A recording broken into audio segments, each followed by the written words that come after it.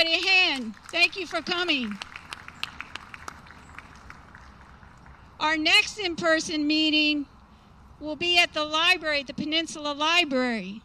And I know there's now a mask mandate for indoors, but we are going to try to make it a hybrid meeting for those who will come and wear a mask, and then we'll also Zoom it live.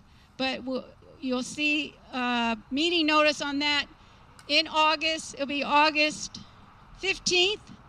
And this is our favorite annual meeting with our Supreme Court review of the 2020-2021 Supreme Court decisions by Judge Thomas Long. So please come and we look and review what UC Irvine panel of moderators talked about, plus what Judge Tom Long wants to talk about. Okay, our first speaker today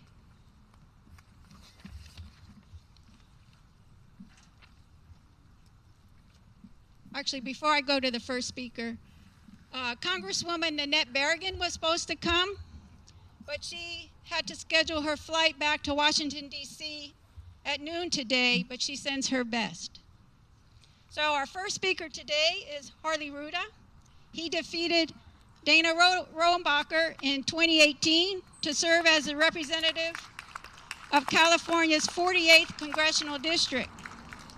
However, he lost his re-election to Republican challenger Orange County Supervisor Michelle Steele in 2020 in a very close election. He's now running against Steele in 2022. Please welcome Harley Ruda.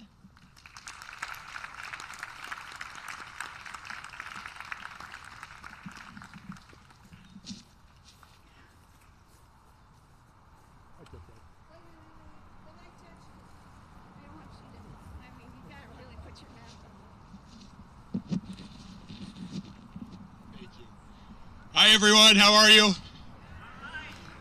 It's funny, I was here 4 years ago, and this is one of the first Democratic clubs I went to, and I remember standing here saying, I'm Harley Ruda and I'm running for Congress, and honestly it was crickets, until I said against Dana Rohrabacher, and then you guys went crazy, and I love that.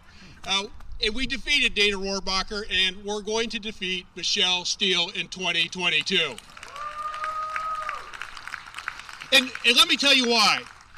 The reason we won in 2018 was because of folks like you. We had people coming from all over Southern California, Northern California. We even had people from Ireland coming to knock doors in our district to get rid of Rohrabacher. We had 8,000 people knocking on doors.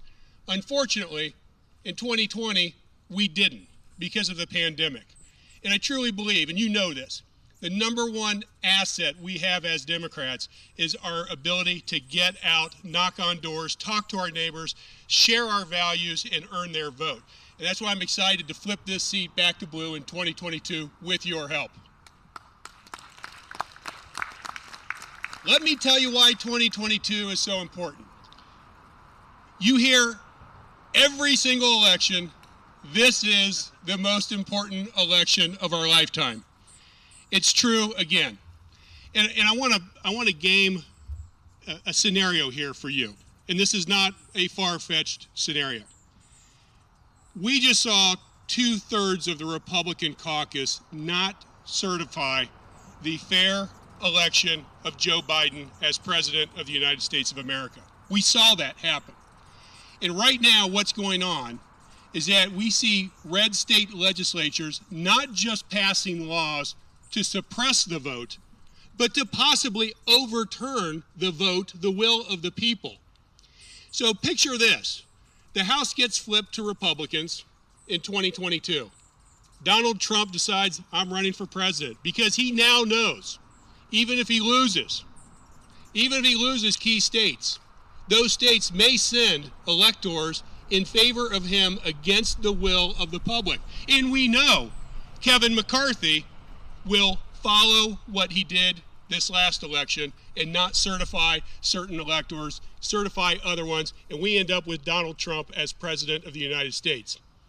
It's a scary thought, but it's a realistic thought. And we also saw, under the 4 years of the Trump administration, a willingness to use our institutions, our laws, against the citizens of the United States, to use it for his personal gain. And if you think he was going to be better at this down the road, that he's not going to employ these same techniques, we're fooling ourselves. It's going to be even worse. So because of that, winning the House, keeping the House has never been more important. Yet it's candidly a bit of an uphill battle for two big reasons.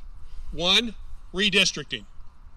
Redistricting, we are going to lose 4 to 6 seats just by redistricting, primarily in Florida and Texas. Now, it's possible we'll pick up a couple in Illinois and New York, but the net is losing seats. So that's one thing against us. The second thing against us is history. Midterms for the party in power historically have not gone well. There's been 2 exceptions. We need to make sure 2022 is the 3rd exception. And that's why I'm proud that Speaker Pelosi has already endorsed me. The DCCC is already behind the seat because they know this is one of the seats that we have to flip back. They know we can flip this seat back because we've done it. We did it against a 30-year incumbent who beat everybody who ever ran against him by double digits. We know we can do this again. So here's my ask of you, and then I'll turn it back over to Ann. As I said at the beginning, we need you. Your country needs you. We've got to flip this seat. So please come down and knock on doors. We're already canvassing, and it's a lovely place to come and canvass. You're welcome to come to Laguna Beach, Huntington Beach, Newport Beach, Costa Mesa, Aliso Viejo, all these wonderful cities. We'd love to have you knocking on doors. Second, if you can make a contribution to our campaign, we'd be grateful. This was the most expensive congressional race in 2018. We recognize it's likely going to be the #1 race again in 2022. So if you can help out with a contribution, we'd be absolutely grateful. And if you're interested in doing a fundraiser at some point for our campaign as well, I'd certainly welcome the opportunity to come down or come up and spend some time with you and share the values of our campaign and the reasons why we're going to win. So with that, we defeated Dana Rohrabacher. Let's defeat Michelle Steele. Let's flip this seat back to blue. Thank you very much.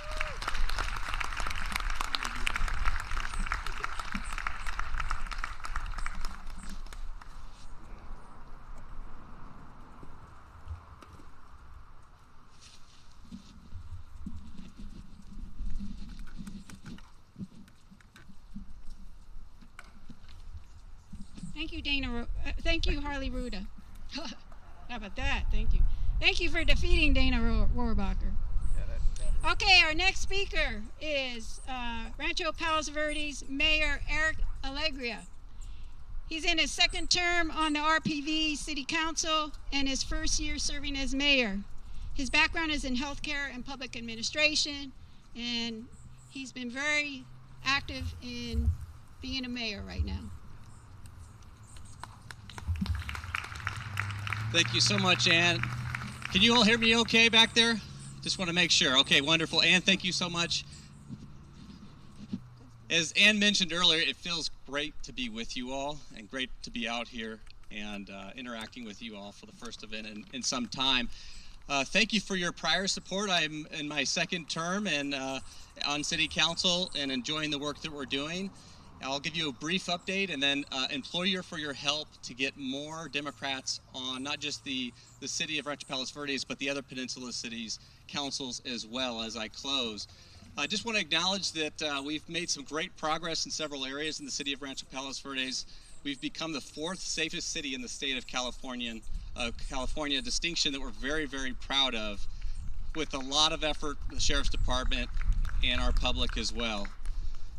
And also, in recent efforts, we solidified our natural conservation plan that really protects and maintains the beauty of our wonderful preserve, not just for those residents of the peninsula, but those throughout LA County to enjoy for many, many generations to come in recent years. So another acknowledgement of a milestone that we're quite proud of in the City Council.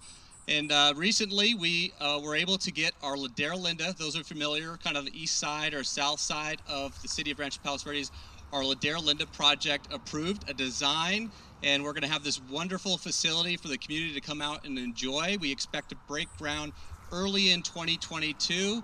So for those of you who are our residents, come out and enjoy, and those who are not, come out and enjoy. We look forward to having you enjoying this wonderful new facility. Well, the pandemic was difficult on all of us, but I'm proud to report that the City of Rancho Palos Verdes has braved through the pandemic financially and otherwise, and continue to have a very balanced budget and a plan to continue to provide services to all of our residents.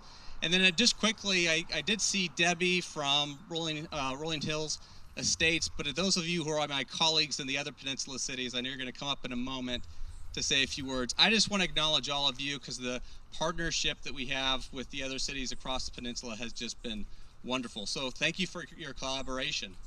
And in closing, I'll just say Frederick Douglass said, "A man's troubles are always half disposed of when he finds that endurance is his only remedy." Well, we've endured through a very unique time with this pandemic. We have work ahead, and I expect our party, as I see us doing and our president doing, to continue to lead.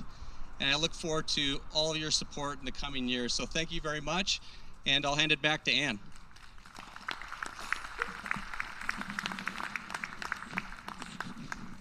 Thank you, Eric. Can you hear me? Yeah. Let me just follow up with what Eric is saying. Those who are speaking today, these are your fellow Democrats who got elected to office. So just like Harley was saying and Eric is saying, they need your support. So I'm letting you know where they are in their election cycle as well. But keep an eye on these people. These are your fellow Democrats that got elected to office. Okay, we're going to move on to Torrance. Now, we have quite a little contingent here from Torrance. I was just inviting the former Torrance Councilman candidate Cliff Newmark. Can Cliff come up? Yeah, there he is. He's a businessman, and he's currently elected to the El Camino College as the El Camino College trustee. He is candidate for Torrance mayor in the June 2022 election. Other Democrat candidates running for Torrance City Council who are here and will introduce themselves after Cliff talks is Jimmy Gao from District 1, Assam Sheikh from District 3, and Gene Edelsman from District 5. But here is Cliff Newmark.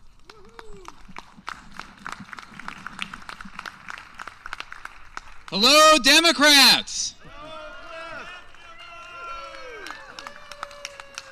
Thank you so much, Ann and Reggie and all the organizers for making this event happen today, and thank you all for being here to support our party. My name is Cliff Newmark. I've served 2 terms on the Torrance City Council, and I'm currently elected in elected office at the El Camino Community College Board. I am running to be the next mayor of the city of Torrance.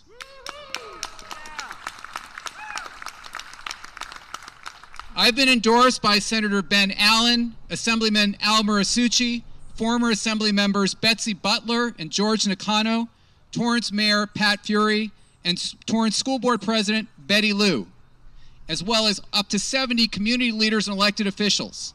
They believe that my experienced leadership can help bring Torrance together. I grew up in the South Bay. I went to Narbonne High School, and I used to take the bus from Narbonne to my home near Gardena. And I used to stop by in the Torrance City Library, and I used to look around and I said, wow, this is a great city. I'd love to live here someday.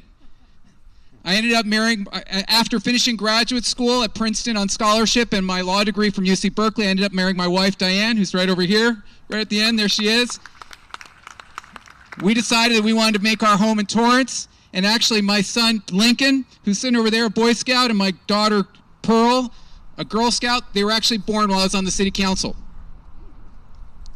I'm running to help bring Torrance together, leveraging community organizations and the spirit of volunteerism to celebrate our diversity. Torrance Together.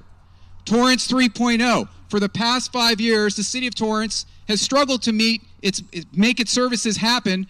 Actually, expenses have exceeded revenues for the past 5 years. We need to get under the hood to ensure that this Torrance can provide services over the long term, given its importance in the South Bay.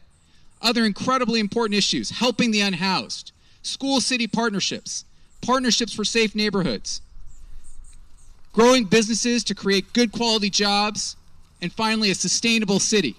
I believe my leadership can help make this happen. Professionally, I'm the chief of marketing for a biomedical organization. For 16 years, I worked for the American Red Cross, leading the national blood supply. I led 2,000 team members, a budget of over $150 million to help ensure that millions of people's lives were saved.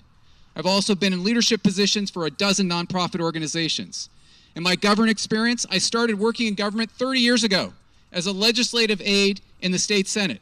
In elected office, I've worked on a number of things, including helping get the city of Torrance out of the Great Recession without layoffs, including helping seniors. I put together a program called Seniors Don't Be Scammed, among other things. Helping students at El Camino, we saved students $1 million in textbook costs, as well as increased graduation rates. And I actually, for my work on the environment at the City of Torrance Council, the LA League of Conservation Voters named me Environmental Champion.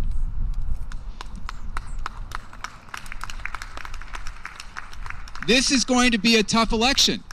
The City of Torrance's registration, 40% Democrat, 30% Republican, 30% decline to state. I am running against a Republican. We need your help. So, here's a marker that I can give you to remember my name, Cliff Newmark. Please join with me to help bring Torrance together so that on election day, when people are making their decision of who to vote for mayor, they will make their mark for Newmark. Thank you.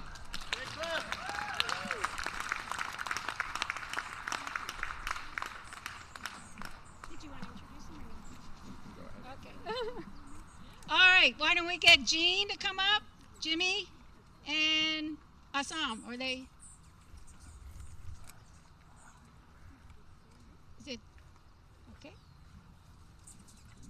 So they're just going to introduce themselves so you can see who they are.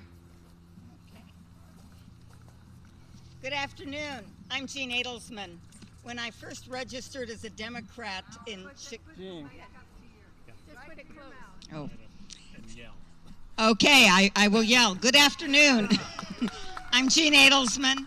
When I first registered as a Democrat, I lived in Chicago. Despite what you've heard, the motto is not vote early, vote often. I am running for District 5 on the Torrance City Council. My opponent is ultra-conservative Aurelio Matucci. I have to thank all of the people who've been very generous with their time and their great advice and information. This is my first campaign. I hope next year to be here and be introduced as Council Member Jean Adelsman. Thank you. Let's hear it for Jean. She's who we've been waiting for in District 5 to run against Aurelio Matucci. If you've been around for the last 10 years, you know that I'm Jimmy Gao, president of the Torrance Democratic Club as well. And I'm counting on all of you to help us out in Torrance right now. And I can say this in front of a group of Democrats. We have an unfortunate situation in Torrance, and that is that right now we have a 6-to-1 Republican majority in the city on the city council. But on June 7th, 2022, we can change that by electing. I'm introducing myself, but I'm letting you know what the situation is. We could change that situation. So what I'm asking is for you to support my campaign as well as Assam's campaign, and I think he's still on the way, and Jean's and Cliff's. Thank you.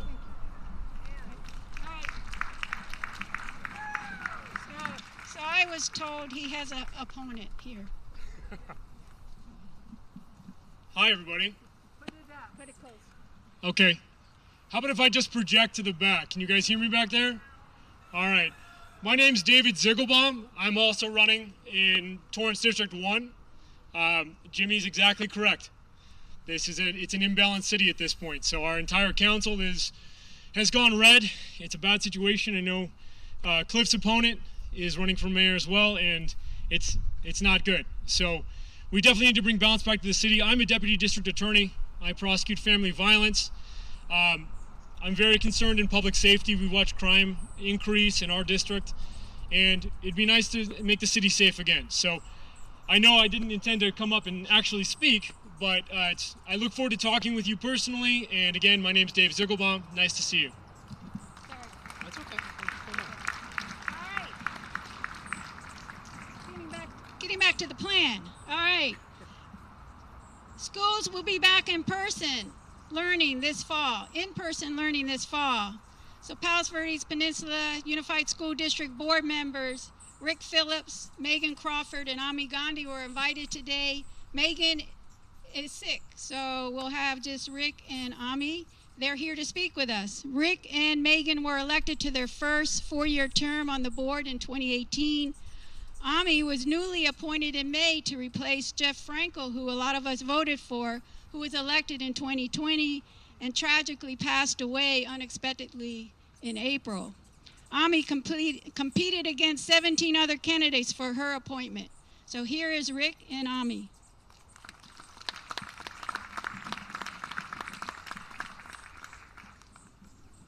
Hi, thank you so much for the opportunity to be here today.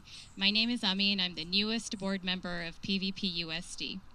I'm excited to be here today and I look forward to meeting every single one of you guys tonight. I was appointed to the board in May, and looking back at that interview, it was one of the toughest interviews I have ever had, and yet one of the most rewarding. Many people have asked me what my motivation was for applying for the school board, and it's simple. There's two things. One, I have two young kids that go to school in the district, and so I'm definitely invested in this school district. And two, I want to work with my fellow board members in making PVP USD the best. I look forward to the year ahead. The majority of our kids will be back in person, and the district is working really hard to assure that the kids come back and that everybody is safe. PVP USD is known for academic excellence. Beyond that, there's nothing more important than the social and emotional well-being of our students. And I hope to work with my fellow board members to put some new ideas forward to assure the mental health of our kids. Thank you so much.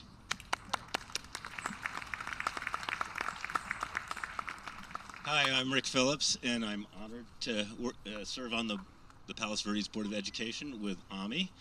It was 3 years ago, roughly around today, that I did my first campaign event, which was here, at the invitation of now fellow... Hold it closer. Just hold it closer. Hold it closer. All right. Can you hear me? Yeah. All right.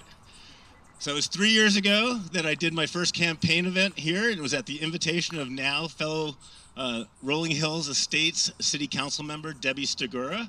And I was proud to have her endorsement then and support, as well as Steve Zuckerman from Rolling Hills Estate, as well as Eric Allegria, who spoke earlier.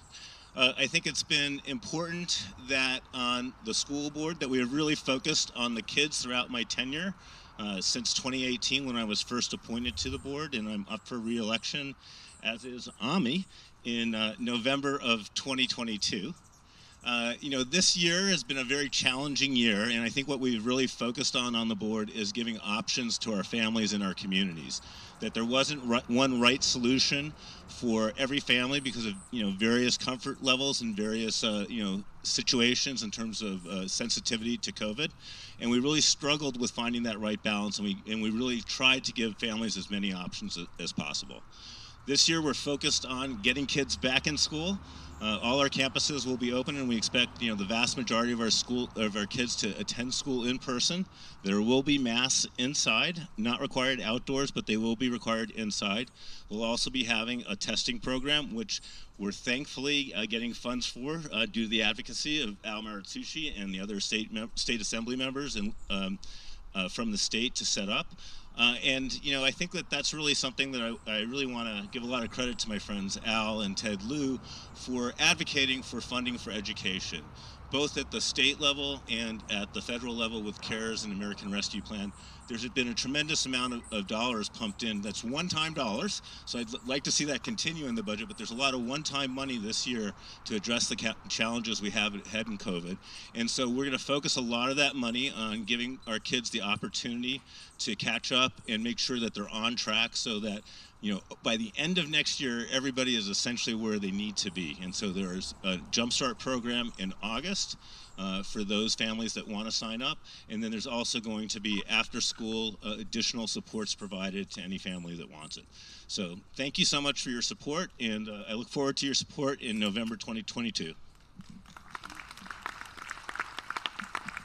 Thank you very much.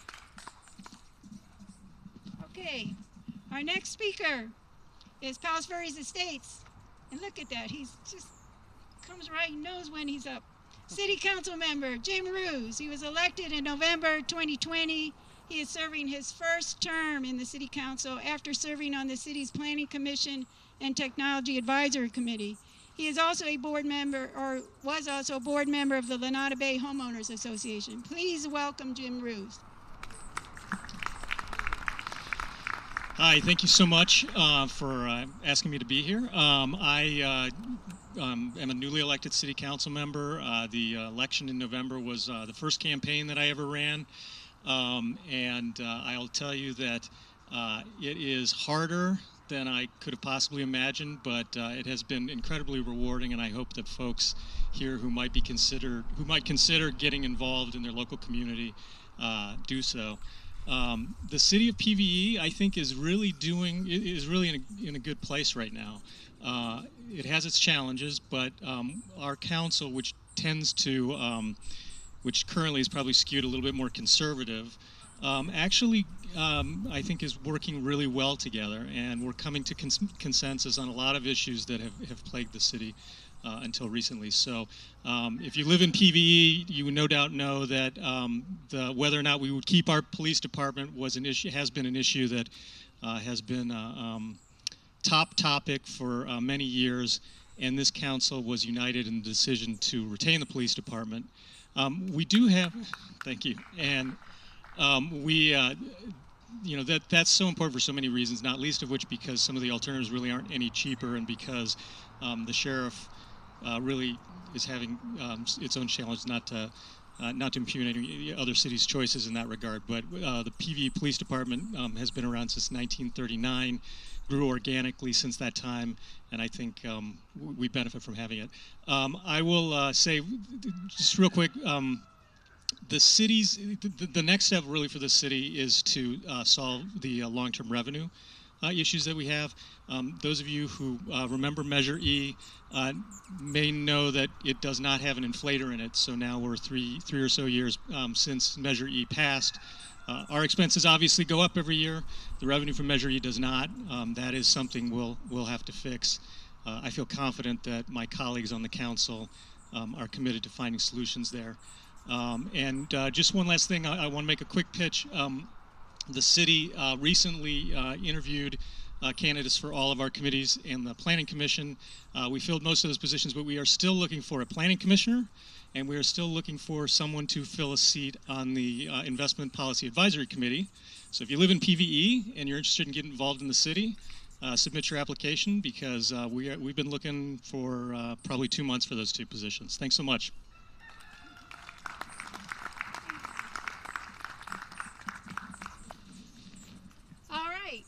So while I wait for our next speaker to come up, this is Rolling Hills Estates Council Member Debbie Stiguro. I just want to say, we're out here, guys. I mean, the rooster, and I'm sitting under a tree where hummingbirds are just all over. I don't know if you keep seeing me looking up, but they're just loving the tree.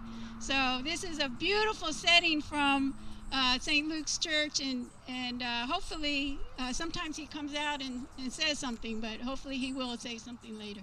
Anyway, we were going to have Rolling Hills Estates Mayor Steve Zuckerman, but he couldn't make it today because of a family situation, and we have Council Member Debbie Stiguro. Steve, I do want to say he has served on the City Council since 1997. He championed the Clean Power Authority alternative to Southern California Edison implementation by the Rolling Hills Estates community. Debbie was recently elected in 2020 and was previously elected member of the PV Board of Library Trustees. So please welcome Debbie Stiguro. Hello, everybody. Everybody hear me in the back? Yes? Okay. All right. Thank you very much. And Steve could not be here, and Ann read off in his bio about the Clean Power Alliance. I want to thank Connie Sullivan for bringing it to my attention in Rolling Hills Estates, and I brought it to our Environmental Advisory Committee, and they jumped on it. So Rolling Hills Estates was the first member in LA County to sign up, so thank you, Connie. Yes. I want to just bring it back a little bit and talk about housing, and I'm going to try not to sound like a Republican, but this has some reverberations for the South Bay. As you may know, Sacramento has been trying to pass bills that will take away local zoning authority from the cities and make a one-size-fits-all approach from Sacramento. So, for example, SB 9 is pending, and that is a bill that would allow homeowners, as a matter of right, to subdivide their property and build a duplex. Every city in the South Bay is pretty much aligned against this kind of approach, but of course not aligned against providing housing because we understand what kind of a crisis we have. But these kinds of approaches of one size fits all will not solve affordable housing problems, and it certainly will not solve homelessness. And I want to thank our local Democratic legislators for the state, Ben Allen and Al Muratsuchi, for their very creative approaches to these problems.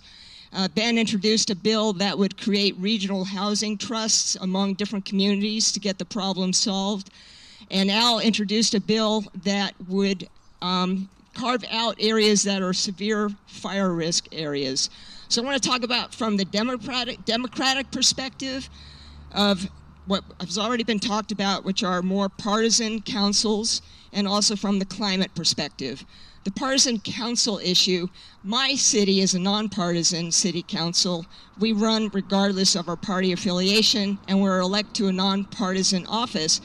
But let's face it, I think a democratic approach would be more inclusive and more environmentally sound when we're considering housing problems. So the one-size-fits-all from Sacramento is not going to go over very well in a community like that. The other issue is the climate issue, the environmental issue. Our area, all the peninsula, is rated by CAL FIRE as a very high-risk wildfire area. We have a 2-lane road that provides ingress and egress from our cities in case of an evacuation. We don't need a one-size-fits-all approach. We need to have some local control over how we use our zoning. We're not saying no housing, we're saying let's do it intelligently. So that's what our city has been concerned about and working on, and our city council has taken a position against bills like SB 9, regardless of our party affiliation. The other thing that our city accomplished this year, in my first 6 months, that I'm proud of, for the first time ever, our city issued a proclamation to celebrate LGBTQ Pride Month, which was the month of June. For some reason, our city had never celebrated that. Going forward, we're going to continue to celebrate it, and in ways that are more overt than just a proclamation. I want to thank the PV Dems for having us, for having this event. I want to thank those of you who put door hangers out during my election with my name on it. I might not be here if it were not for you, and I appreciate the opportunity during my campaign to speak to you during one of your Zoom meetings. So thank you very much for doing what you're doing, and let's keep going. Thank you.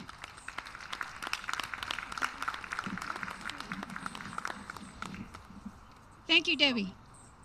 Okay, now we're moving from city elected officials to our library. Okay, Palos Verdes Library District Board of Trustees, Rosa Easton and Zoe Uno. Rosa was elected in 2018 and Zoe in 2020. Rosa is an attorney. Our daughters went to school together. She's an author. She's a community volunteer and mother of 2 young adults, even though I don't consider my daughter a young adult yet. Zoe has worked in libraries for many years and also serves on the PV Traffic Committee. So, Rosa?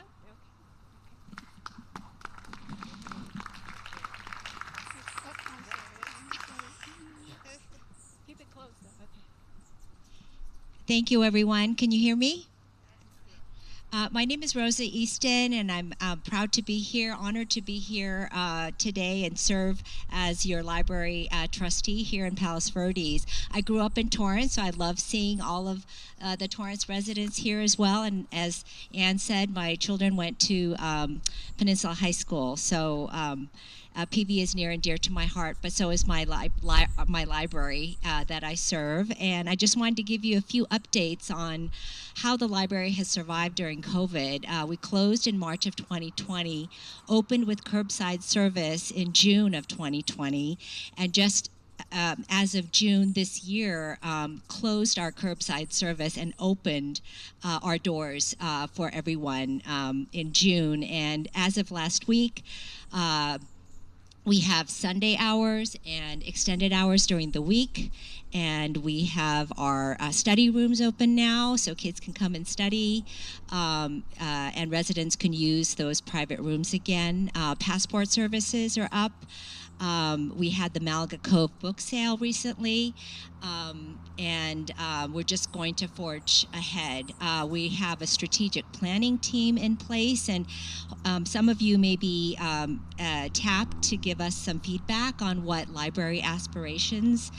library aspirations are for the future. So hopefully if you're asked, that you will respond how you would like to see the library going forward. We had an active pension refinancing project this year, and we successfully refinanced a $6 million pension liability debt, and we set up a pension stabilization trust to disperse that debt going forward. And finally, we have a teen annex that we have been working on for years to get at the Peninsula Center Library, and we have a plan, and we're just waiting for a few more approvals, but it's going to be on the parking deck of the Peninsula Center Library. If you know where curbside was during COVID, you'll know that's where the new annex will be, and it'll be a 1,400 square foot space. It's been homeless for a little bit in interim spaces, so we're really happy that it's going to find a home soon. So thank you, and please support your libraries.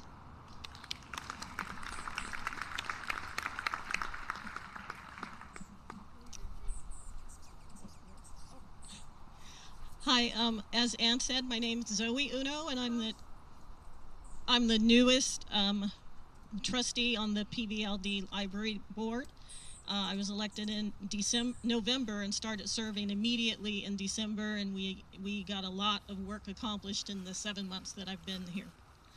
I want to share a little bit with you about one of our library programs that's a staff-run program, and it's our BUILD team. It's part of our DEI initiatives, and the BUILD team stands for Building, Understanding, Informing, Learning, and Developing. And they foster shared values of service, public stewardship, and education to create an inclusive environment for staff and the community. So you may have seen information about some of the programs that have been presented, and I encourage you to participate in those if you have the opportunity to do so. And I wanted to just briefly let you know about one of the partnerships with the Dapplegray Elementary School PTA DEI group. And the students put together some information about their family members from the diverse groups of people across the peninsula. And I encourage you to stop by the main library to see, or the Peninsula Center Library, to take a look at those. It's amazing the amount of diversity we have across the peninsula. So, and the last thing I want to just briefly talk about is that getting the libraries back to normal has been difficult for libraries across the state and across the nation. But what I want to point out is that Governor Newsom recently finalized the 2021-22 state budget, which has over $5 million allocated to libraries. So, you know, make sure you let him know that you appreciate the support that the libraries are getting. Thank you. Good news. we'll be hearing about that money coming. Okay, we're going to segue to water. Right? Libraries to water, right? Okay. Water Replenishment District 2 Director Rob Gatherman. Come on down. Okay, he is coming. So while he comes, I'll talk to you about him.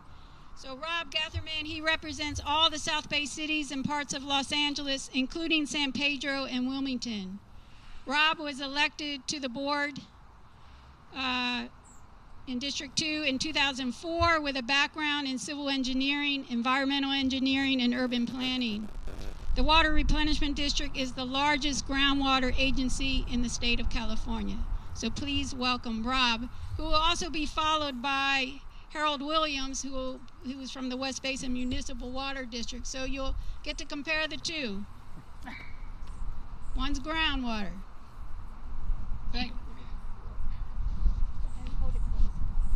Can you guys hear me? Okay. And thank you for the introduction. Now, are there any questions? You all like drinking water, right? Then Harold and I should be your most popular elected officials here today. But I do have some bad news for you.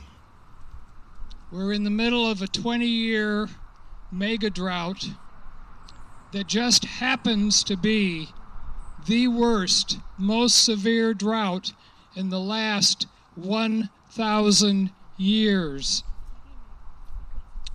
Drought is no longer a question of an annual situation. It is the way of life for us in California and the western states. So what are we doing about this? Let me first explain the difference between what Harold Williams does. He works much harder and is much better looking than I am. So they made me come up here first. The Water Replenishment District, as Ann said, provides a management service and pays for replenishment water for our groundwater basins here in 400 square miles of South LA County. So we cover from the Pacific Ocean to the Orange County border and from the 60 and Martin Luther King Boulevard south to the ports of Los Angeles and Long Beach. So our job is to provide what Mother Nature cannot provide, and that is replenishment for our groundwater, which provides about half of our drinking water for 4 million people here in Southern California. Our district has been working now for the past 15 years to get off of imported water. Harold Williams is Metropolitan Water District's West Basin representative. Harold's district was created in 1947 to provide imported water to us living outside the city of Los Angeles here in the South Bay. We now are Director Williams' biggest customer, buying water for our West Coast Basin barrier, where the county barrier system injects about 18 million gallons a day of water into that barrier to prevent further saltwater intrusion into our groundwater aquifers. We completed a $120 million water treatment plant in Pico Rivera just before the COVID epidemic hit in 2019. That plant provides 12 million gallons a day of highly treated water, which is put into the San Gabriel River to percolate into our groundwater to replace about 7 billion gallons annually of water that used to be imported. Today, our groundwater basins are 100% independent from imported water. We are completely drought-proof. What are we going to do next? Working with West Basin, Department of Water and Power, Long Beach, Torrance, and other water agencies. The next thing we want to do is take that other 50% of our water and replace imported water with local reclaimed water. I have brought a couple props here to show you. First prop is samples from one of our monitoring wells near the LA4 bay. It'll be out in the front when you leave. You can take a quick look at it. It shows what an aquifer looks like. It's basically sand and gravel. Here in Southern California, we're lucky to have layers of sand and gravel and clay, sand and gravel and clay, which prevents us from having surface contamination in our groundwater. We treat our water with technology that's used in ocean desal. It's reverse osmosis. This is a mini home reverse osmosis membrane, and you can see how tight the membrane is wound. You push water through the outside around the pipe, and fresh water comes out on the inside of the pipe. Lastly, I brought some propaganda. It's our history of 60 years of groundwater here in South Los Angeles County. It's out at the desk when you leave. Thank you very much. Okay, keeping on schedule. West Basin Municipal Water District Board of Directors President Harold Williams represents Division 1, which includes the Peninsula Cities, Carson, and unincorporated Los Angeles County areas of Rancho Dominguez. Harold was elected to the West Basin Board of Directors in November 2014 and has had a long career as a licensed civil engineer. Harold is also a board member of the Cal DeSal Executive Committee. Please welcome Harold Williams. Thank you very much. Good afternoon, everyone. Can you hear me back there? All right, good, because when I was standing back there, I couldn't hear anybody who was standing here talking. Okay, I'm glad you can hear me. And I want to thank Rob Catherman for giving my preamble to my speech. So that means I can kind of stay on schedule here. So I will get started. Now, you heard that we were really created to help replenish the groundwater basin at the time, and also to prevent seawater intrusion into the groundwater basin. And that was at a time when we were coming off a pretty severe drought back in the 40s. And where are we now? And this is 2021. We never left, we never got out of the drought. We will always be in a drought. Why? Because of where we live. We live in an arid region with a huge population with very little rainfall. So that is part of the formula for possible water scarcity in the future. But West Basin has been very, very smart. And they were much smarter, before I got there. So what we've done, we have used technology and innovation to provide for our region. This region here will never be left without water. We have done this by investing in projects that deal with water conservation, water recycling. And one of the big recycling projects that we have that provides for major conservation is our water recycling program. We have, in the past 25 years, we have recycled almost 250 billion, that's billion with a B, gallons of water to make sure that we have drinking water for us, and we have a dual purpose. And the other thing is that we prevent 250 billion gallons of treated wastewater from being dumped into the Santa Monica Bay. Now that's clappable, I don't hear any.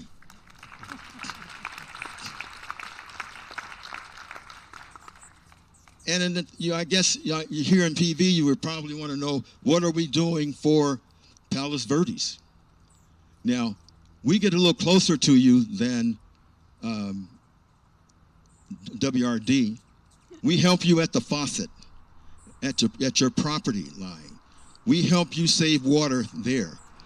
So one of the things that we have, one of our largest conservation programs that we have, and we just reinstituted that, is our grass replacement project. Now, how many of you have large grassy areas in front of your mansions? All right, come on now. I know some of you have a lot of water usage, right?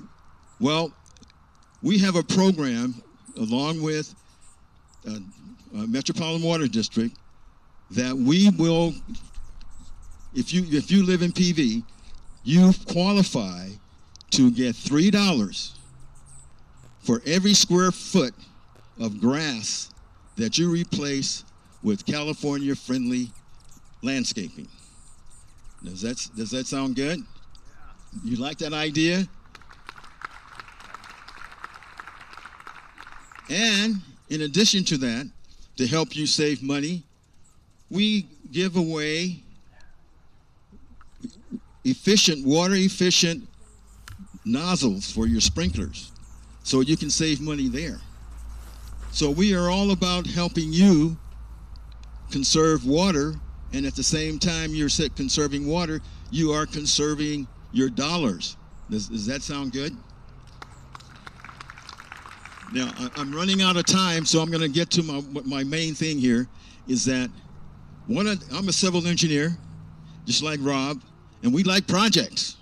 We like to put pipe in the ground, and we like to build pump stations and all that kind of stuff. Got something for you. Got something for you.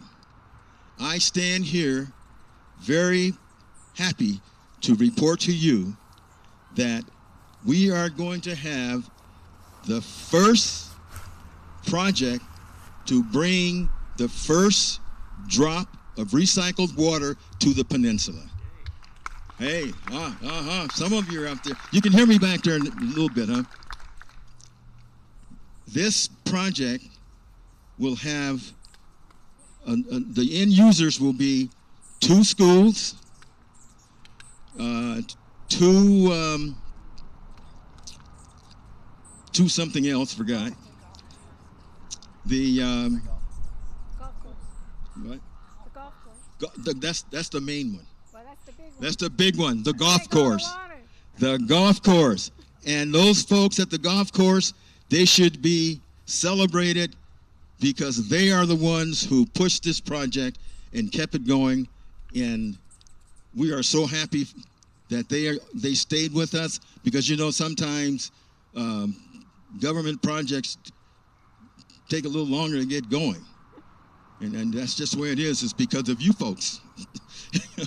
You know. Okay, so that project is coming along. It'll be here before you know it. And if you want to know more about what's going on at West Basin, I invite you to invite me back to your club meeting in August so I can give you more information. And also, you can go to our website at westbasin.org and get a lot more information. Thank you very much.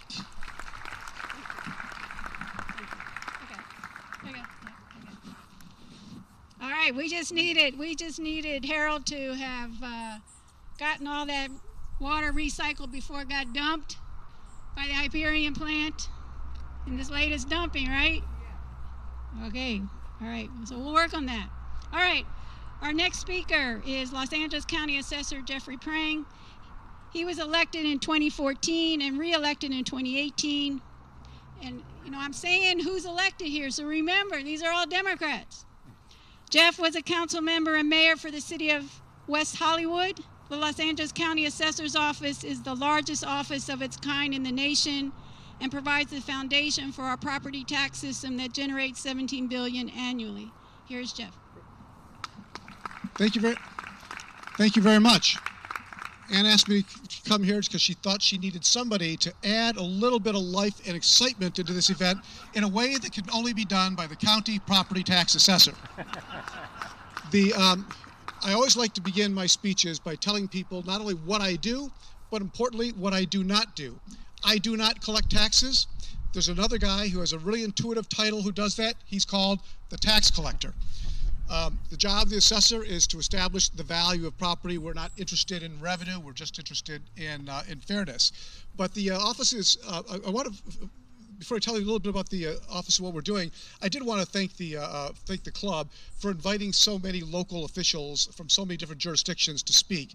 You know, oftentimes we go to these events and we hear from the big glamour offices, the Congress member who's going to hear from shortly, and we'll be hearing from candidates for mayor of LA.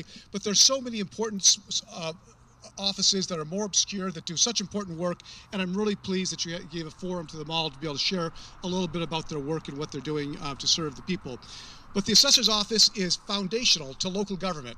Every city council member, every water board member, every school board member here depends on me doing my job. My job is to make sure I count all the property in the county every year. If we count everything, then we will get the maximum amount of property tax revenues that pays for vital public services, such as public hospitals, teachers, police, roads, all the things that we rely on. As assessor for these last 7 years, I've done some things. I think I've been supported by this club in both of my races. I think I've done some work that you'd be proud of. We've invested over $100 million in upgrading our technology. A lot of government, like DMV and the unemployment department, are still saddled with these ancient technology systems, which is one of the reasons why they're so bad at service. We're not doing that in the assessor's office. We are using a new system that makes it easier for our employees to do our work and makes it easier for members of the public to access our services. People, when they think of my office, they always think of taxes, but the truth is one of my jobs as well is to help people save money on their property taxes, homeowners, veterans, seniors, nonprofits, and last year we helped those categories save over $650 million in property taxes. And the last thing I wanted to share with you is just a little bit of news about my primary job. My primary job is the production of what we call the annual assessment roll. We work on a fiscal year. The assessment roll is essentially the inventory of all taxable property in the county, which includes real property, buildings and land, but also what we call business personal property, furniture, equipment, and machinery. Despite COVID and despite the impact of the economy due to COVID, property values in LA County increased 3.7% this past year. If you own your home, the average home increased almost 20% in value over the course of the last year. If you own a home, you've got a lot more equity in your home this year than you did last year. There were some negative points in terms of property. Hotels were hit very hard. Properties which relied on retail and restaurants which were closed may have been negatively impacted. But overall, one of the things I'm most proud to say, especially to the local officials here, is that your budgets aren't going to be severely impacted. There's going to be an increase in property taxes to pay for those vital services this year. And while it will make housing less affordable for everybody else, at least we are going to be able to ensure that the services that we all rely on are not going to be in danger of being cut. So that's a snapshot of what we're doing in the assessor's office. My name is Jeff Prang. I'll be on the ballot next June for my third term. I hope I can count on all of your support, but I very much appreciate your allowing me to be here with you this evening. Thank you so much.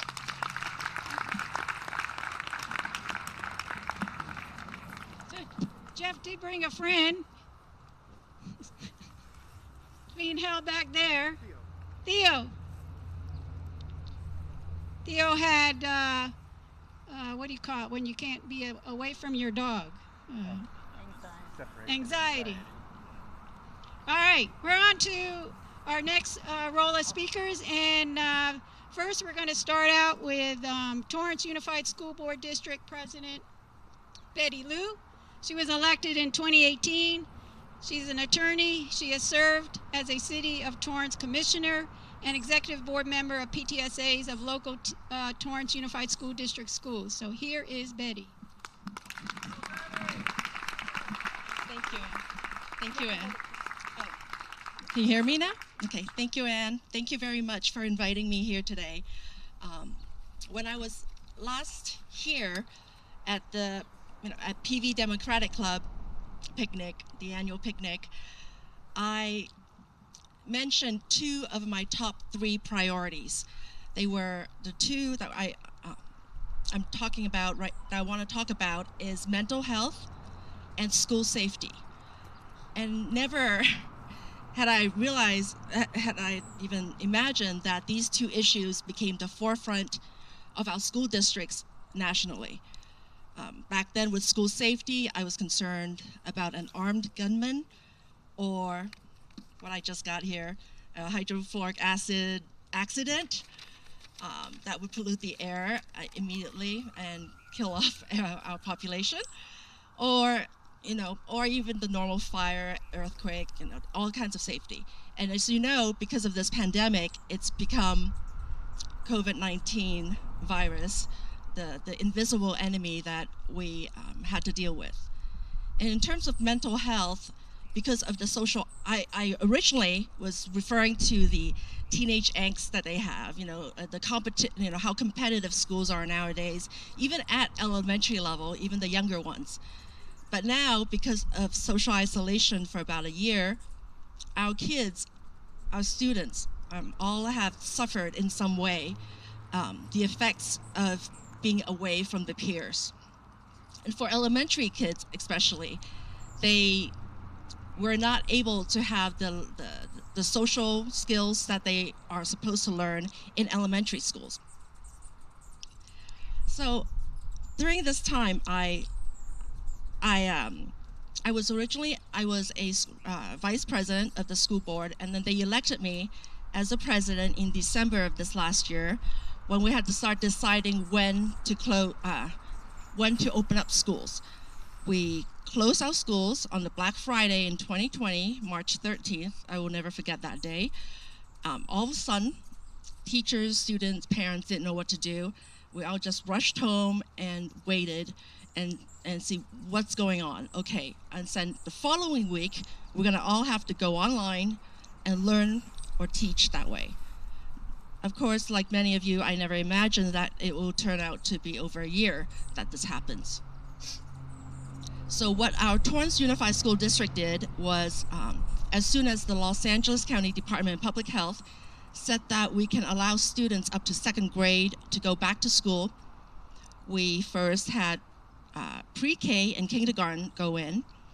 And after a week or so, when the students and the teachers are more used to the safety protocols, we then have first graders go in, second graders, and as it was allowed all the way up to fifth grade, all grades of our elementary schools. In Torrance, we opened up our secondary schools all at once, and that was because a lot of middle school students were taking classes at our high schools, so it wouldn't have worked out if we had staggered those years.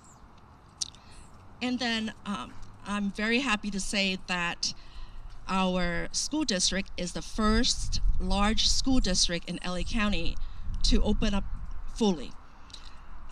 As soon as it was safe, our staff actually prepared, our amazing staff and educators, they really prepared ahead of time for as soon as the county says it's safe enough, we were able to go in right away.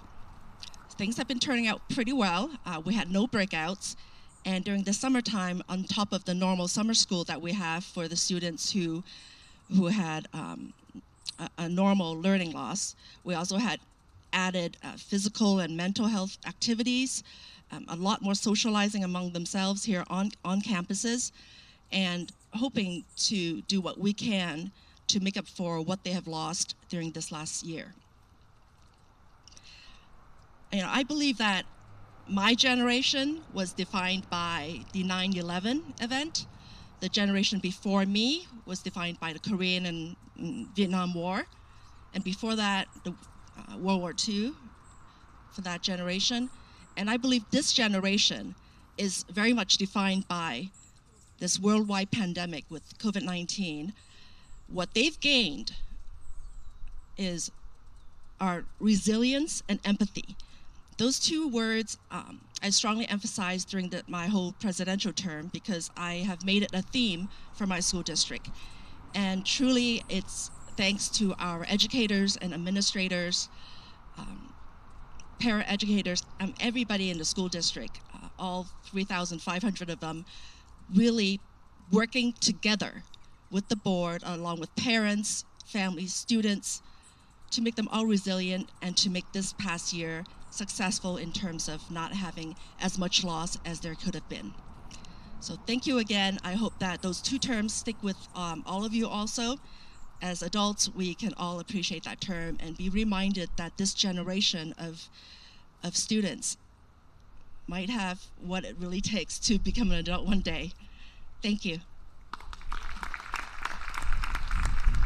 So we have Sergio Gorillo.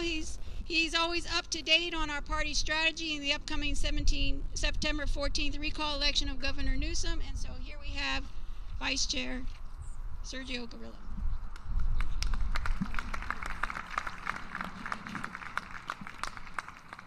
Good afternoon, Democrats. Can you hear me? Okay, let's try that one more time because we're Democrats. We're happy we're at a picnic. Good afternoon, Democrats. And actually, I messed up. It's good evening, Democrats. Well, sisters and brothers, it feels so good to finally be able to come together outside at a picnic like this. And it's absolutely incredible that we're gathered again with the Palos Verdes Democrats. This is always a great event that brings Democrats and elected officials from all over the Hill and the surrounding areas.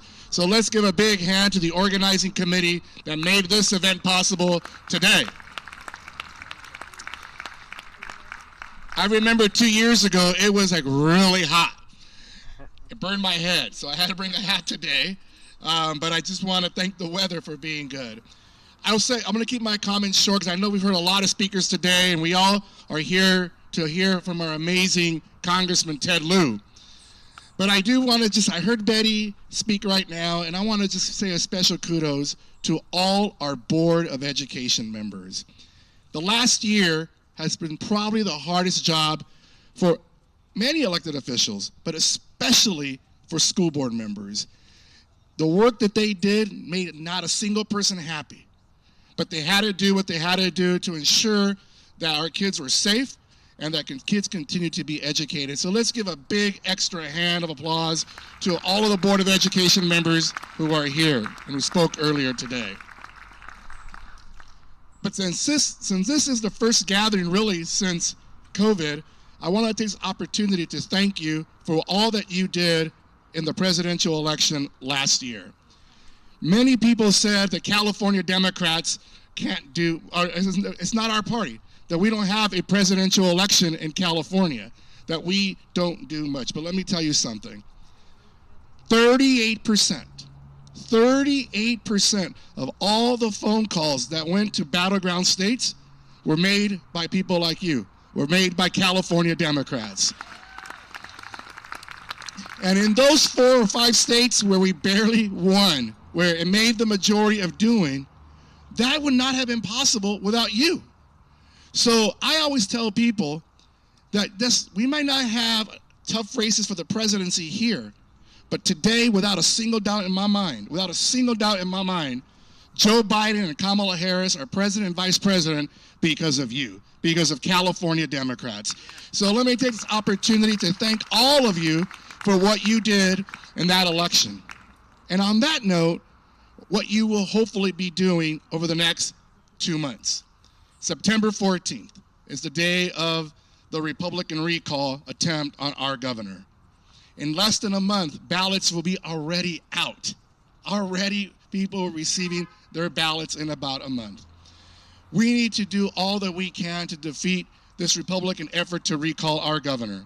And if you think about who is behind this process, this recall election, it's the QAnon folks.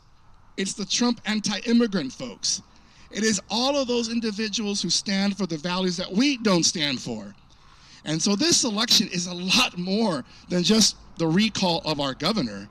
This election is about us standing up for the values that make us Californians. This election is about that. It is a statement of values. And we need to make sure that we go out there and give the biggest defeat to this recall so it doesn't happen again. And so I know that if California Democrats can call 38% of all the phone calls that went into battleground states, I know what we can do here. And I know that if we do it together, we can have a huge defeat of this recall on September the 14th. Let's do that, yes.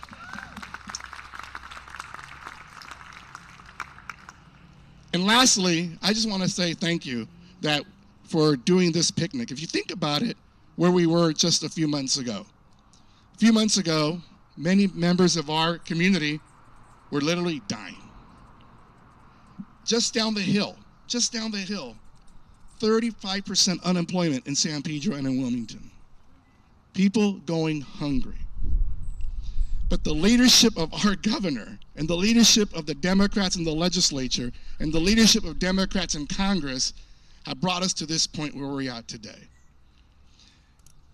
Gavin Newsom was the first person to shut down a government in March of last year.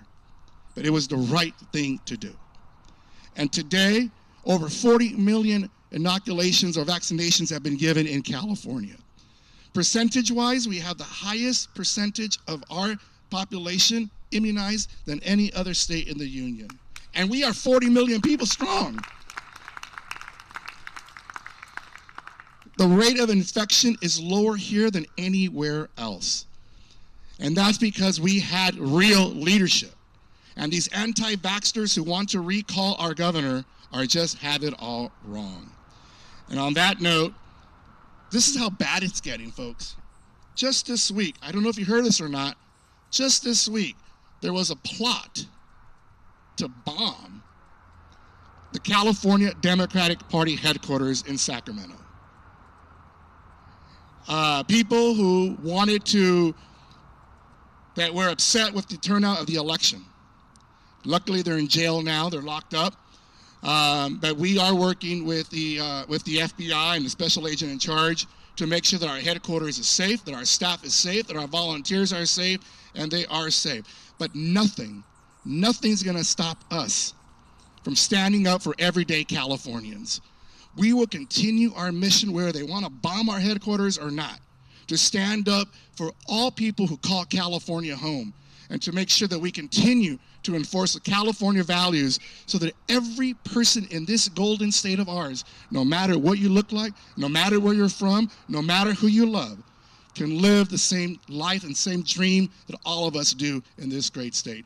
Thank you, Democrats, for being here. Thank you to the Palos Verdes Democrats. And let's go out there and defeat this. I promised I wasn't going to say a bad word, so I won't. But let's defeat this recall on September 14th.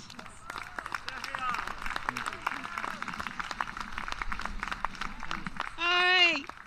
Thank you, Sergio.